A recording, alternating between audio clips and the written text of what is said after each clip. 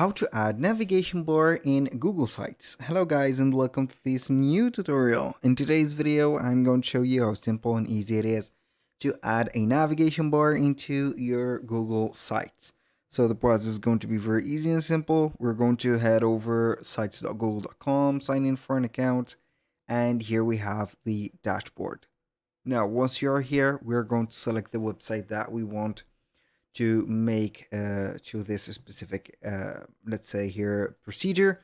So we're going to select one of the recent sites and we're going to wait for the editor to load up. Basically it is going to be an ultra fluid editor, so everything is going to be taken lightly. So as you can see, the navigation bar is going to be at the top on the header.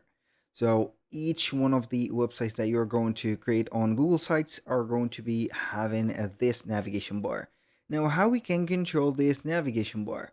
Basically, we are going to click on these navigation settings. Basically, if you're going to focus your cursor here, you're going to find the gear icon.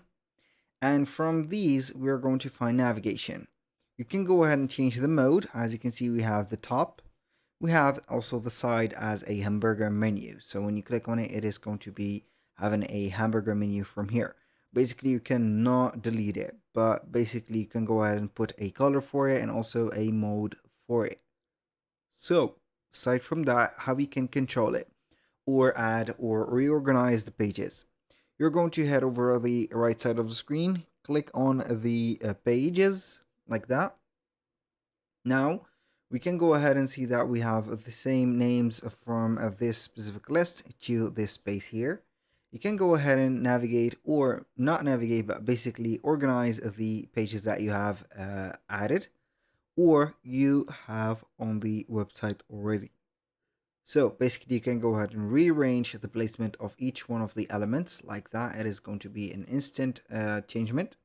You can add, for example, some subpages, and also we are going to reduce the spaces that has been used on the navigation bar or the menu tab, and etc. So basically that was pretty much it for today's video. Thank you guys for watching. I hope that you have enjoyed the content, and I hope to see you soon on the next one.